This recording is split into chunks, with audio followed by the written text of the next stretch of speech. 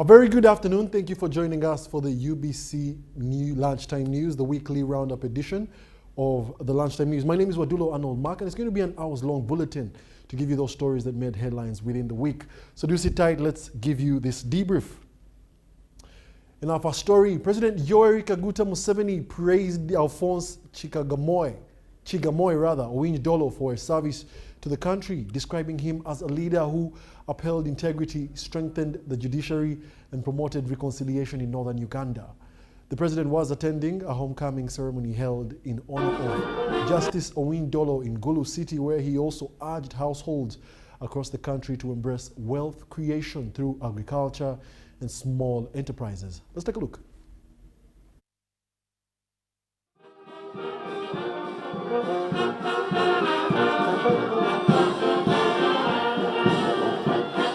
After the anthem, we will have it. Thank you very much, Excellency.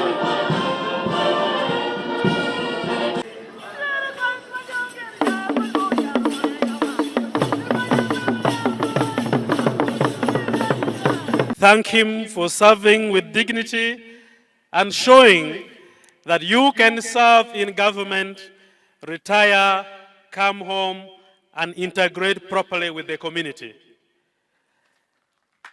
In the previous regimes, many of our children who served in those governments did not retire.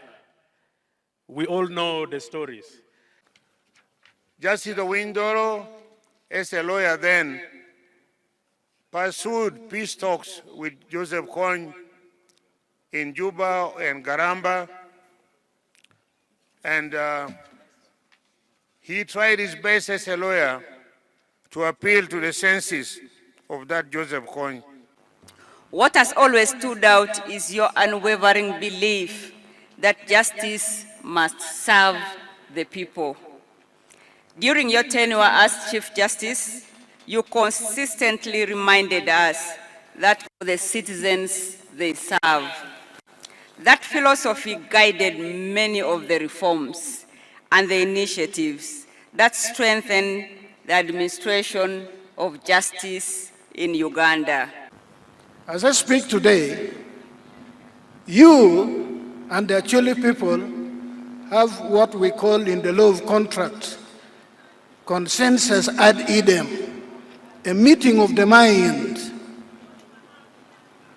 Now you speak from one side. You do not speak from across the aisle. You're now speaking from one side.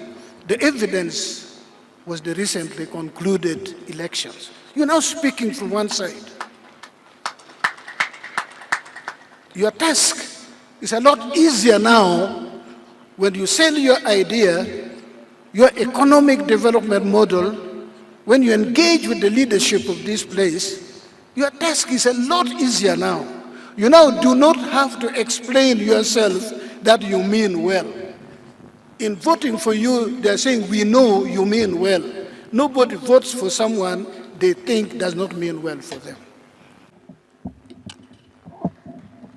During the time I have worked with him,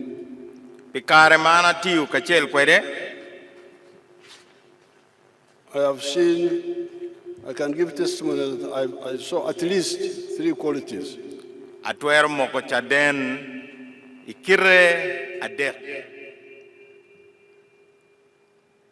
First one is that I have not heard any story of personal corruption in the judiciary. I normally get stories. There is still corruption in the judiciary, but I have never heard his name being associated with any of them. Secondly, he's one of the people who played a good role in Uganda and Acholi. Some people in Acholi advocated for war against the NRM. But when I met His Lordship Owiny-Dollo, he told me his personal story. If Owiny-Dollo remembers, he told me that when people were mobilizing to go and fight, he told them that these people who are fighting are a different type of people you will not manage. So therefore, because of the discipline, but also the level of education and so on, Owiny-Dollo could see that these people who are trying to fight NRA were not going to succeed. The third one is alternative justice, the one they were talking about.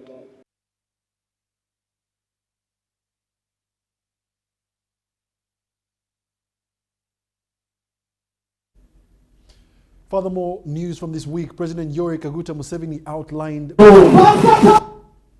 outlined wealth creation at household level, free education, fighting corruption and job creation as his top priorities in the next government since peace and stability is already in place. President Museveni made these remarks as he celebrated his victory alongside the First Lady Janet Kataha Museveni at Kololo ceremonial grounds in Kampala. Thousands of the National Resistance Movement supporters thronged the Kololo ceremonial grounds in Kampala to celebrate President-elect Yoweri Museveni's election victory. Mr. Museveni in the January 2026 general elections won by 71.65%, beating his closest rival, the National Unity Platform NUP candidate Robert Kyagulanyi Ssentamu, who got only 24.72%. Museveni, who says campaigns are now done and that Ugandans should now focus on wealth creation, outlined priorities like free education, job creation through commercial agriculture and establishment of factories as top on his agenda for the next government. Emphasize the issue of wealth and jobs creation. The wealth is in the four sectors of Ondobuna: commercial agriculture, small-scale industries and big industries, services of and ICT. Other priorities are fighting corruption and promoting accountability. Then the issue of corruption. Don't tolerate these people. We have been hearing of people who sell local government jobs. Why not report them? So that they are arrested. When they are arrested, when they are reported, report them to Amina Mukarazia. If the local leaders are not doing it, tell Mukarazia. The president-elect Museveni applauded the supporters for having supported his ideologies in the manifesto and voted for his party. The Vice President, Jessica Alupo, praised all NRM supporters, including the First Lady, Janet Kataha Museveni, saying it was their collective hard work that resulted in the resounding victory. And I congratulate you, Mama, and thank you for the S6 results which you have just released to all the members of the public. Let us thank Mama and the team from the Ministry of Education. But throughout the campaign time, Mama, you traversed the whole country, moving with Museveni and the NRM teams and ensuring that we get contact with all the people of Uganda and secure the victory.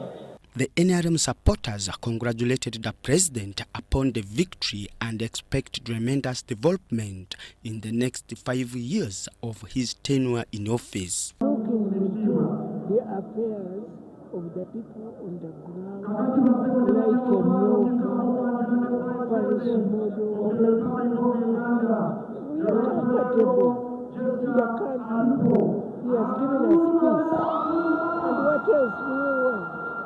That's why we are here. His achievement.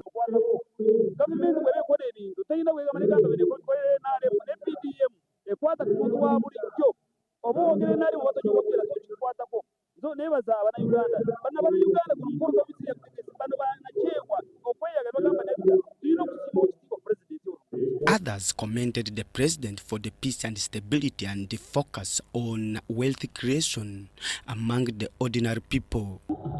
It was so considering that Ugandan voted massively to the president, and I can assure you that is the result why we are here today celebrating, because it has not been in history. I think in 1996, it was when President Museveni got about 96 or 90-something% vote, I'm not sure. But you can imagine after 40 years in power, because of this type of systematic way and how we made our approach in The celebrations, dubbed Yoga Yoga Jaja, were organized by the State House Local Content Unit, headed by Hajat Amina Mkalazi. Philip Aguta for UBC News in Kampala.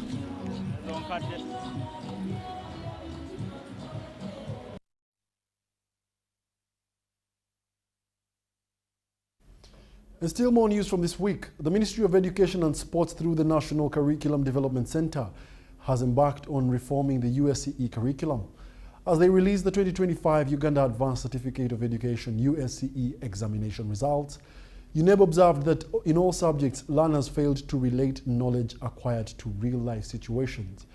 And the Minister for Education and Sports, Janet Kataha Museveni, says that currently they have aligned curriculum being implemented where excess and unnecessary content has been removed, and duplication of information across subjects has also been addressed. It is now my pleasure to release the results of the Uganda Advanced Certificate of Examination for public use.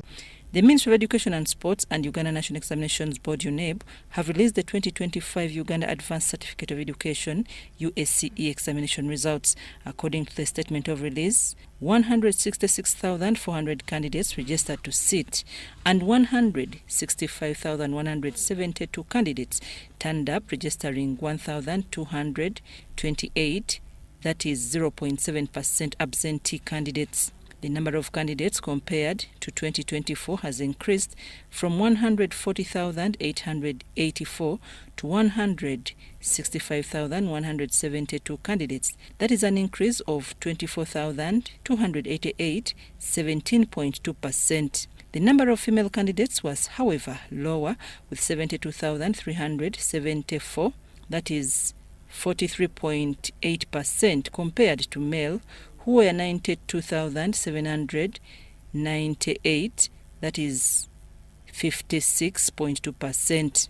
Uganda Advanced Certificate of Education performance by gender in large entry subjects indicates that female candidates performed better than their male counterparts at the principal level pass A to E in most of humanities subjects, mathematics, physics, general paper, subsidiary mathematics and subsidiary ICT, while males scored better than females in mathematics and sciences at top level of A passes. So, the good performance by girls, and I congratulate them on this remarkable achievement.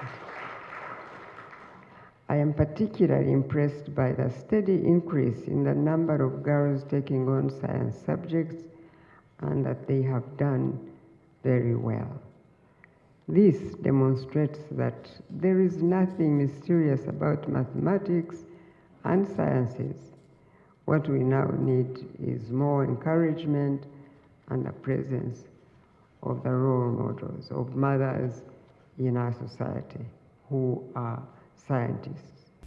Candidates' performance indicates an overall improvement in 2025, with 98.9% of the candidates qualifying for the UACE certificate. University admissions to degree courses have up to now been considering 2 principal level passes as the minimum requirement. If this consideration is maintained, 113,290 or 68.6 will qualify to be admitted. 1 principal and 2 subsidiary pass levels are considered for admission to other tertiary institutions. For example, the TVET institutions offering diploma level programs.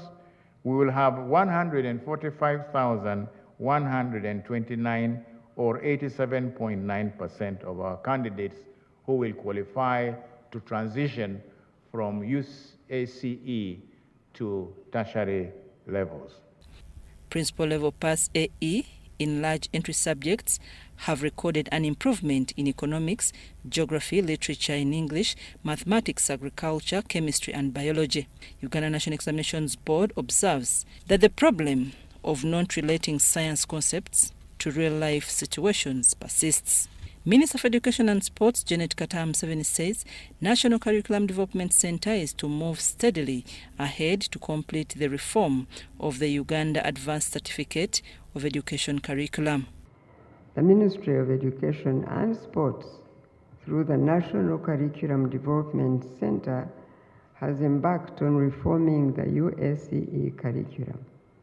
Currently, we have an aligned curriculum being implemented, where excess and unnecessary content has been removed and duplication of information across subject areas has also been addressed. Furthermore, the teaching approaches have been aligned to the approaches at UCE so as to provide a smooth transition from the UCE. The chairperson, Uganda National Examinations Board, Professor Celestino Boa, says the board reiterates the strategic importance of mathematics and science in driving innovation, industrialization, and technology advancement. Sustained investment in science infrastructure, teacher capacity, and laboratory resources remain critical to building a robust pipeline into tertiary STEM programs. Although enrollment in STEM subjects show a gradual upward trend, deliberate multisectoral interventions will be required to achieve national targets in science and technology development. Overall, the number of candidates UNEB has assessed for certification for the 3 examinations has increased to 1,402,434 in 2025 from 1,294,731 in 2024. I'm Nafka Farida and Dan Lugemwa in Kampala.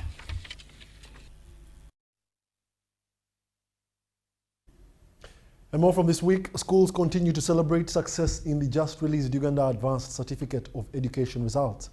At Standard High School, Zana, the management and students were celebrating best performers who obtained 20 points in sciences, with others getting 17 and above, respectively.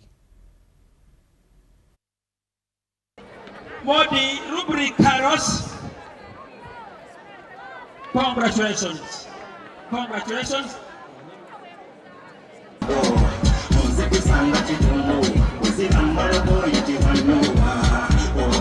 6 students have 20 points, maximum points, and very many more have 19, 18, 17. Actually, all students have passed. That one makes me happy. I want to congratulate my teachers. I want to congratulate the students who passed. I want to congratulate the entire Standard High School community over this performance. I was doing BCM, Stock ICT. By God's grace, I got 20 points. I'm really happy. I have passion in becoming a surgeon, a neurosurgeon.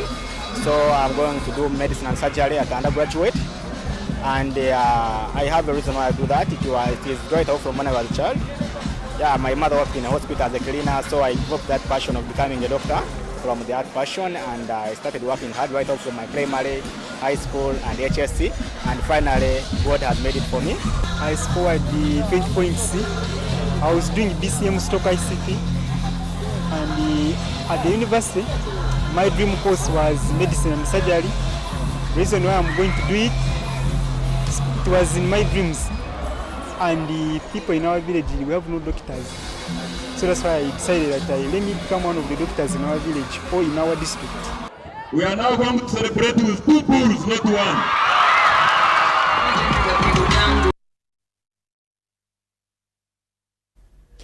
And more in the UBC news. Mayuge Light Secondary School in Mayuge District has held a Thanksgiving ceremony to celebrate the outstanding academic performance of its senior 6 candidates. During this event, school administrators, teachers, parents, and students expressed gratitude for the results achieved in the recent examinations. Let's have a look at the highlights. I'm the head teacher teacher Marigela Secondary School. I'm so grateful for this day that we have been celebrating for the good performance of our learners. We have combined the celebration of those of O-level and then even those who sat A-level. We are so grateful and we thank God for the great performance, because the senior fours performed very well and we were ranked #1 in the district of Mayuge. Then with the senior sixes, we also thank God that our best candidate did in the sciences got 17 points in BCM. The second got 15 points in also BCM. Then the artists, those who did arts, we had the best with the 16. So we are so grateful for this day and we want to thank God for that great performance. CM stroke ICT. We may thank God for the points He has given me, for the hard work we've got, and for His favor, I managed to get 15 points.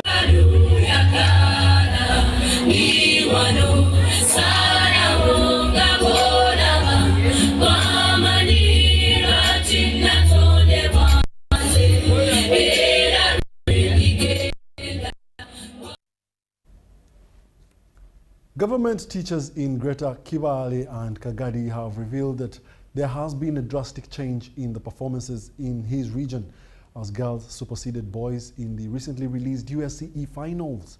Let's take a look.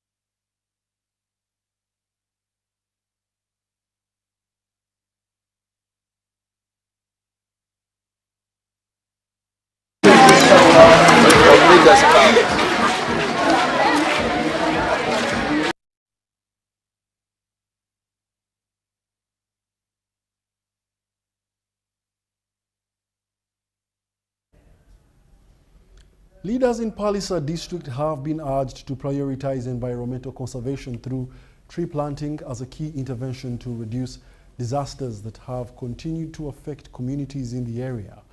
This call was made by the Pallisa District Woman Member of Parliament-elect Catherine Achola while donating more than 1,000 tree seedlings and food items to the Muslim community in the district. Influencer Timothy Kayanja, alternatively known as Jaden, recently publicly announced his ill health situation after battling with sickle cell disease for some time. So I had someone Earlier this year, Jaden was recorded calling out for support from volunteers to aid his treatment abroad after doctors warned of potential loss of life. Yes,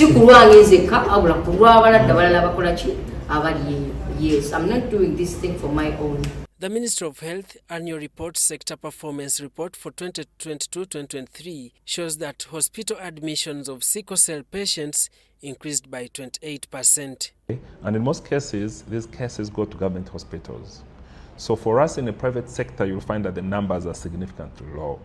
But when you have dedicated centers, okay, within countries that are dedicated to this condition, the numbers, you'll be able to see the numbers. For example, the sickle cell clinic in Mulago will register significant numbers simply because it is the national referral center where everyone around the country basically goes in case they have sickle cell challenges. It seems millions of Ugandans are silently battling the disease, which has grave psychological and economic consequences to the family. Because as the doctors explained, for someone to have this disease, both parents must get the gene. They must get the gene from both parents. But also now we're advocating for parents when they deliver to have the check for sickle cell as soon as before they actually leave the hospital after delivery. Bugiri Municipality Member of Parliament Asman Basalirwa brought the attention to the August House. You require between 300 million to 1 billion to travel abroad, especially to India, for this treatment. For the burden on us, even as MPs, is enormous, arising out of this disease. Madam Speaker, there is increasing stigmatization of the affected persons and increasing domestic violence, especially among women and children. MP Basalirwa told the House to recommend that government recognizes sickle cell disease as part of the non-communicable diseases. We can no longer afford to treat it casually. We need structured programming, dedicated funding, and a national focus on this disease. The motion was supported by majority of MPs. We want also to descend down into the schools, because this is where education is more important, right, Honorable Speaker? Because the boys and girls may not wait until they are educated by radio or TV or through any other thing, because they will start their sex action while they are young. Research shows that at least 20,000 babies are born with sickle cell disease annually, and approximately 6,000 children die before their 5th birthday due to lack of early diagnosis and inadequate access to comprehensive care. Government is also trying its best to ensure availability of essential medicine, just like Honorable Ayume alluded to that fact. We are also encouraging public-private partnerships. There are a number of organizations that are moving into the countryside to complement the efforts of government in sensitizing our local communities on the presence of sickle cell disease. Some MPs push that the testing for the disease becomes part of the legal procedures for marriage. Sickle cell is not only about the budget, it's about behavior change. So if two adults can say we are not going to get married, we are carriers of the trait, then we can wipe out sickle cell disease. JCRC is doing heavy research in what we call gene editing, where we are trying to see if we can edit, delete the sickle cell gene, which is very prominent among blacks. Daniel Mugoya, UBC News. Health concern that requires immediate budgetary attention. We do beg your pardon. That story was about Parliament having to recognize sickle cell disease as part of the non-communicable diseases. In other news, leaders in Pallisa district have been urged to prioritize environmental conservation through tree planting as a key intervention to reduce disasters that have continued to affect communities in the area. This call was made by the Pallisa district woman member of parliament-elect Catherine Achola while donating more than 1,000 tree seedlings and food items to the Muslim community in the district. February this year, residents of Kibali Town Council in Pallisa district were hit by a severe hailstorm that destroyed houses, injured several people, and claimed lives of 2 children. In response to the disaster, leaders led by woman MP-elect Pallisa district Catherine Achola have now intensified environmental conservation drive by donating tree seedlings to Muslim community in Pallisa district. In response to the government initiative to restore the environment. Achola said environmental restoration will remain one of her priorities during her 5-year tenure, emphasizing that increased tree planting will help protect communities from natural disasters and improve livelihoods. By 2031, there should be a story to tell that in her term of office, we had these trees planted. She also called upon Muslim leaders and the entire community to support her campaign in order to restore degraded environment in the district.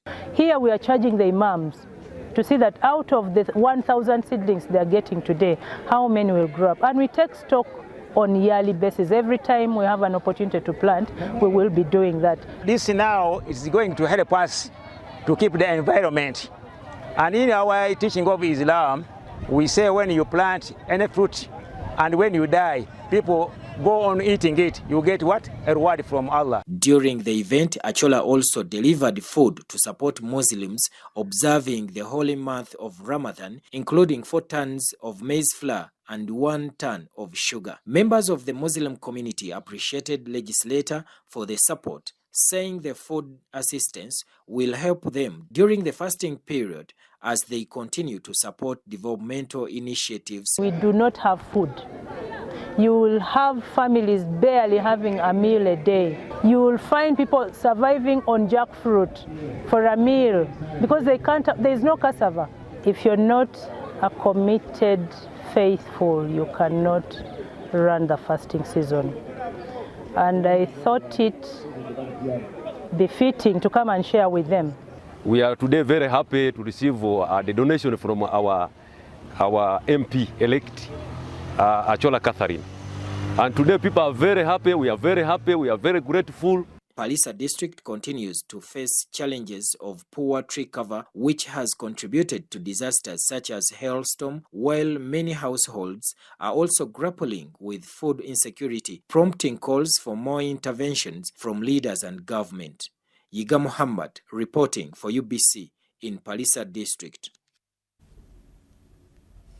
Uganda's rice subsector is facing growing pressure as production struggles to keep pace with demand while wetlands continue to face degradation. A new report is now calling for the adoption of regenerative rice farming practices to boost productivity and make locally produced rice more competitive. Saddam Mubale with more. A new study titled The Policy Landscape for Regenerative Rice Production and Agribusiness in Uganda, done by Kelemo Trust, has raised fresh concerns about sustainability of the country's rice sector. The report examines how existing policies support sustainable rice farming and finds out that while several frameworks indirectly promote regenerative agriculture, very few explicitly address it.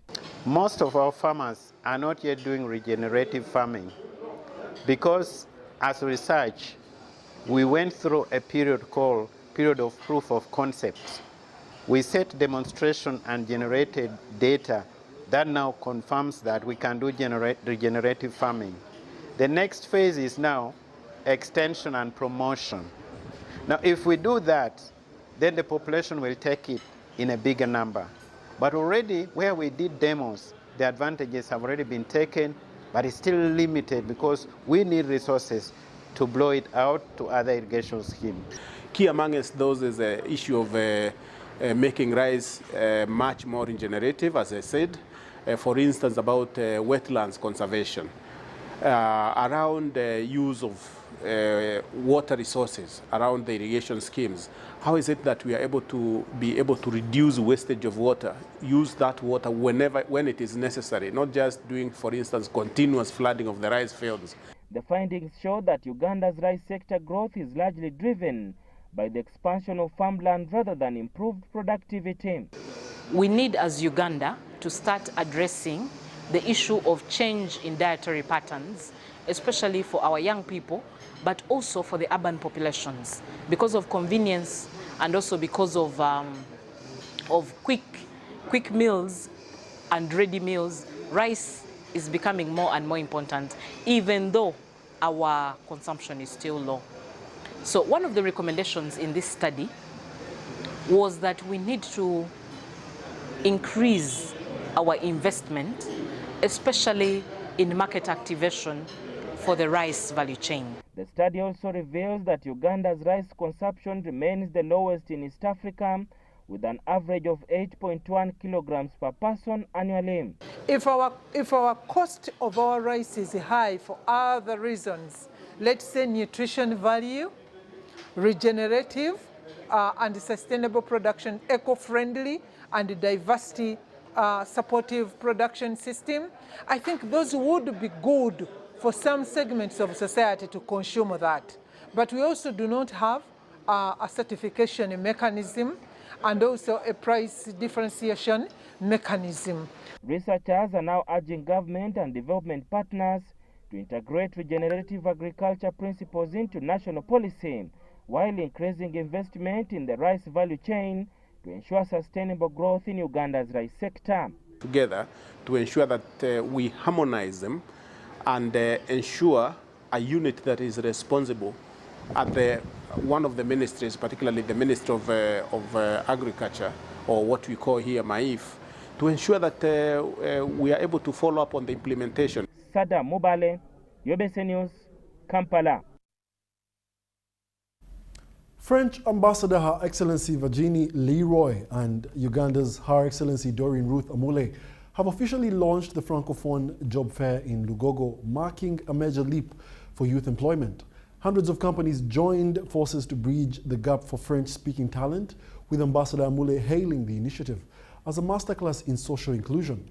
This high-level partnership is transforming linguistic skills into immediate career breakthroughs. More details in this story. Much with what is prepared and you are on point. Without the two of them and the French Chamber of Commerce Uganda, we couldn't be here today. I mean, I can see many faces of the companies that were attending on Monday the leadership forum, the Women Leadership Forum.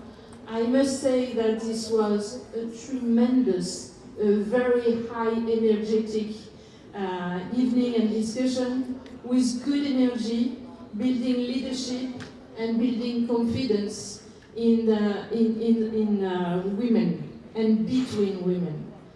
And somehow what we are doing today, I mean, it is for students today to build your confidence. You have to believe in it. You have many possibilities in Uganda at first, but by sharing experience, by working on your CV, resume, by talking to professionals. Humanity reminds us that before we are defined by our nationality, let's say I'm Ugandan or French, we are first human beings.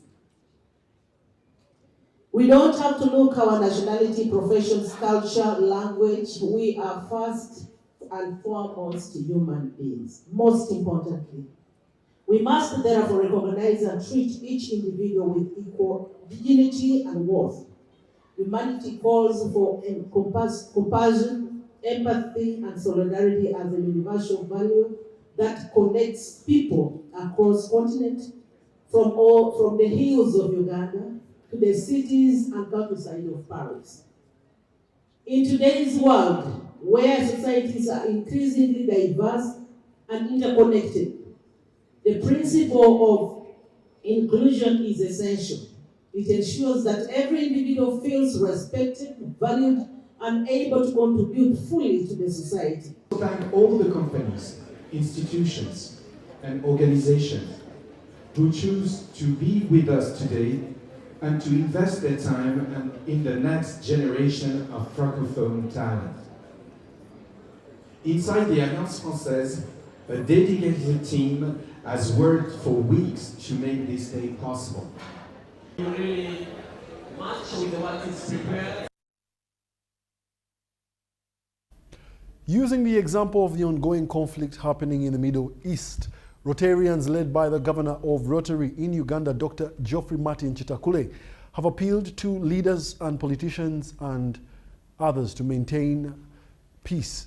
They say that the ongoing wars affect their ability to support vulnerable communities, and these remarks were made during an event recognizing fellow Rotarian Bosa Segawa, who has spent 30 years supporting street children.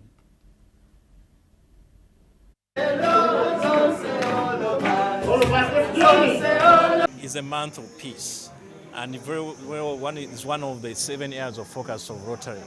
So in that month, we recognize what impact we've had peace. And the last month, we had a visit by the RI President. We visited Makere Peace Center.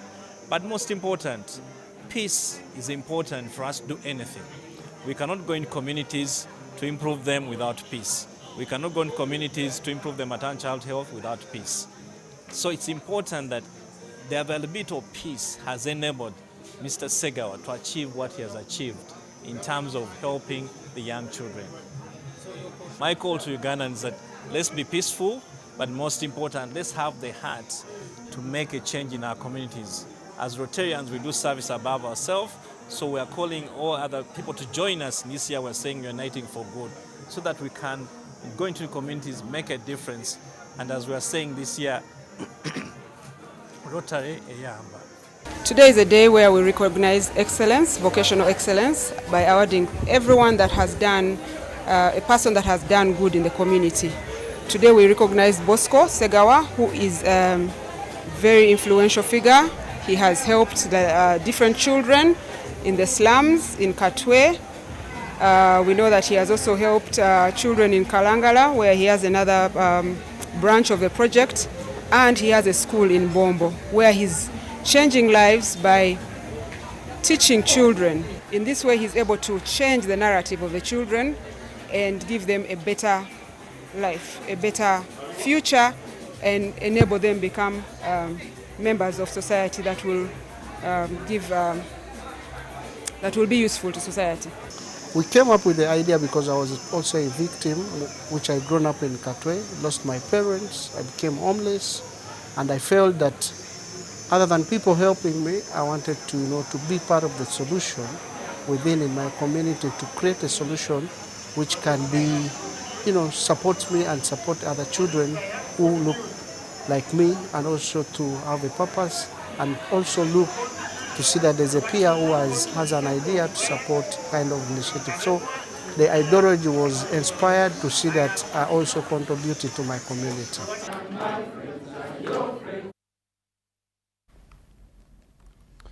The Center for Women Justice in Uganda has appealed to the government to urgently address a number of challenges affecting the well-being and safety of women and girls across the country. Following her address with the media, the Executive Director of the Center for Women Justice, Owomugisha Immaculate, emphasized the need for immediate government intervention in areas that continue to disadvantage women, particularly those living in informal settlements. When it comes to the computer... Speaking during an engagement with the media, the Executive Director of the Center for Women Justice, Owomugisha Immaculate, highlighted poor sanitation and hygiene conditions in slum areas such as Katanga in Kampala, stressing the area has limited sanitary facilities which are shared by both men and women, raising serious concerns about safety, privacy and hygiene for women and girls. So for menstrual health, the community we visited, Katanga, it has one toilet. Entire Katanga community there, it's called the UACE community. No, Busia community. It has one toilet. Imagine these are women with the children, with the men, with the boys, all using that same one toilet.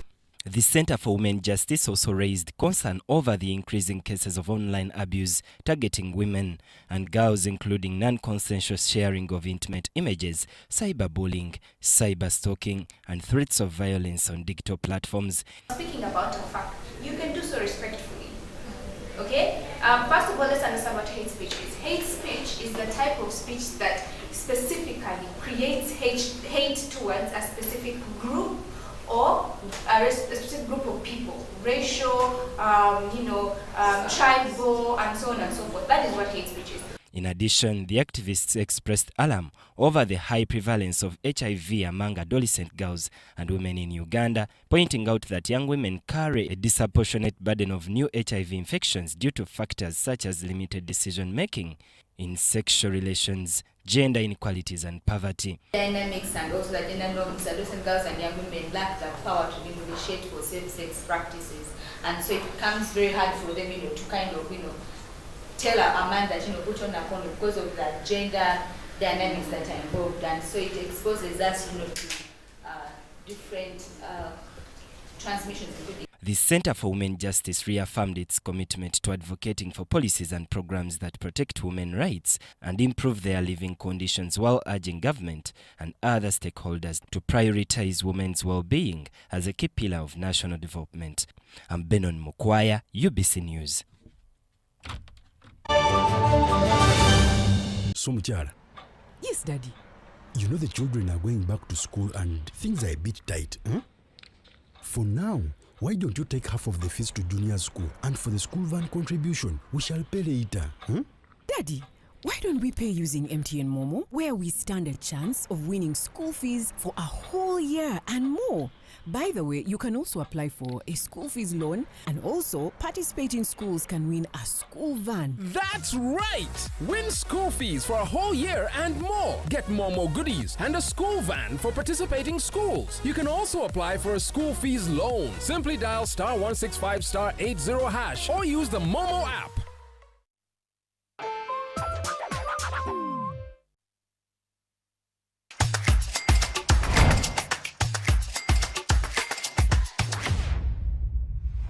Mama, owulira otya? Mpulira essanyu lingi nnyo. Bannange MTN neyanzizza. Taata w'omwana ogenda mugambako oba wali wano? Taliiwo. Ssente ze mbadde ngenda okusasula ku school fees z'omukulu zigenda kunnyambako okuweerera bato be abalala ababiri. MTN mama genkoledde kinene ng'asinga omumaama. Sirijjerabira obulamu bwange bwonna. Genda kusibira kusasula school fees nyiga *155 *880# sasula school fees ngokozesa momo school funds masoma tugenda zigaba osobola okwewola waliwo school fees loan genda ofune loan oba tolinawo ssente ozisasule mu bbanga mpola mpola obulamu butamulenga buli koona.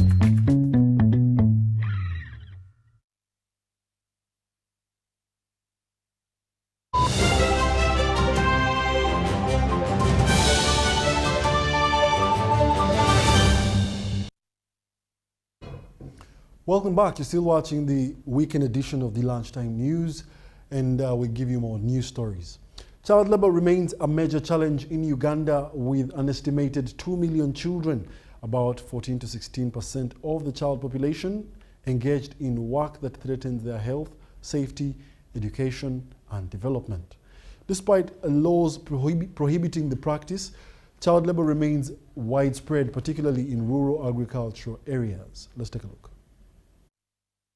An effort to eliminate the vice, the government, in partnership with the Platform for Labour Action, has intensified interventions in Kaliro, Yiganga and Bujiri districts. A new report by PLA indicates that 34% of children in the Busoga sub-region are still engaged in child labour, mainly in sugarcane plantations and swamp cultivation. Growing, sugarcane and rice growing in this sub-region is indeed one of the major economic activities. And this is commendable as it contributes to elimination of poverty. The districts of Yiganga, Kaliro and Bujiri remain the most affected, with many parents opting to involve their children in labor instead of sending them to school. Child labor in Yiganga isn't good. People or the children are involved in collecting sukrab, they are cutting sugarcane, they are in rice farms where they are working as scarecrows, scaring birds that are eating rice. However, the report notes some progress. When the Platform for Labour began its interventions in Busoga in 2023, the prevalence of child labour stood at 40.6%, but the latest assessment shows a reduction to 34%. In 2023, we had a baseline survey at the start of this project, which indicated that there was 40.6 child labour prevalence within the region. Most of the children in the areas of sugarcane growing and rice farming were engaged in profitable labour, and the majority of those children were not in school, and even the parents never prioritized education. Officials say more effort is needed to further reduce the numbers. This act has done harm to the families, most especially the children not attending schools. We are receiving big numbers of children being dropouts, and this one is directly coming as the negligence of parents, especially where we find that some of the women divorced, and now he lives there, the man, and now after marrying another woman, the challenge comes in that this girl or the boy in the home is used to work to see that they sustain their home. Parents and employers were warned against engaging children in labor, that the law will soon be enforced more strictly. In this society and community in Iganga district and as a country at large, we request and encourage you that children are supposed to be in school.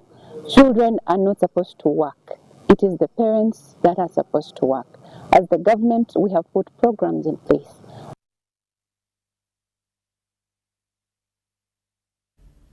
Communities and refugee settlements in the West Nile sub-region are set to benefit from improved access to clean and safe water following the completion of the 4 new piped water supply systems and sanitation facilities. As Eddie Olwa reports, the facilities are expected to improve access to safe water, public health and sanitation.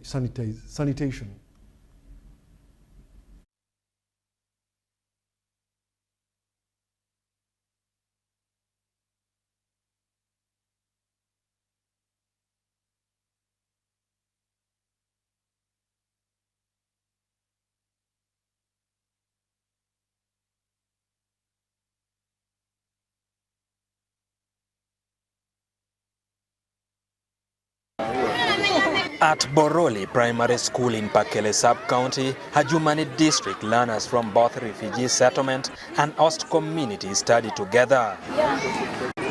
For years, the growing school population placed immense pressure on the available school sanitation facilities. The congestion when it comes to break time or lunch time. The head teacher, Nyuma Steven, says the situation forced many pupils to line up for long periods to use the few existing latrines. Actually, it had effect on a high number of dropouts of the learners. A similar challenge has been faced at St. John Dufile Primary School in Dufile Sub-County, Moyo District. Problem, sometimes they like to go and bathe. Ajita Beatrice, a senior woman teacher, says the poor condition of the sanitation facilities affected girls more, with some missing school due to lack of privacy and hygiene. And even the door is not there. Sometimes we could use kitenge. To address the sanitation challenges in schools, the ministry has constructed modern sanitation facilities to improve hygiene and restore dignity for learners. We have also added a bathing facility onto the toilets so that the girls remain clean and also dispose of those pads and get them burnt. In that way, the girls will learn with integrity. And even the structure is very beautiful, decorated, and when the children enter there, they feel very comfortable. Some of the materials, they can hide them there to get it dried. These interventions are part of the wider projects worth over 15 billion shillings to extend the clean pipe water to refugee settlements and host communities across the districts of Adjumani, Moyo, Koboko, and Madiokolo. Quality of water in the river Nile is not good. This is going to help to reduce waterborne diseases, and we have urged the local leaders to continue sensitizing the community so that more and more people can get connected to the piped water system. It's going to reduce the cost of living, expenditures even in terms of health services. It will also increase on the latrine coverage because we are impacting that every family must have a better latrine coverage, and equal also to provide water for the persons of concerns, because this place at times when it comes to dry season we have low water content. I will not listen to corruption. Community members say the project will save time, improve sanitation and reduce water shortages, especially during the dry season. If there is no water, we will go at night with your baby to look for water. And it is now, we are now very happy. If you want the tap to be at your door, even at your kitchen, they will put the way you like. That's why we are very happy. During the final inspection and technical handover of the projects, the Assistant Commissioner in charge of urban water at the Ministry of Water and Environment, Engineer Richard Matua, said government is committed to expanding safe water access to improve livelihoods and support socio-economic development. So that more and more people can get connected to the piped water system. We want the systems to grow, more villages will be connected. We have other programs through funding from European Union. We call it EU UACE, It is helping to construct more of these sanitation facilities in the schools, and we are going to promote these good practices until we cover all the schools in the region. The facility was handed over to the Northern Umbrella of Water and Sanitation to manage its operations and maintenance. Residents will pay a user fee of 40 shillings per jerrycan at household points and 50 shillings at public stand posts to support sustainability of the system. The government of Uganda and partners, through the Ministry of Water and Environment, is responding to the water crisis in northern Uganda through Water and Sanitation Development Facility 4 and the latest multi-billion shillings water and sanitation projects aimed at improving access to clean water and hygiene services in the West Nile region.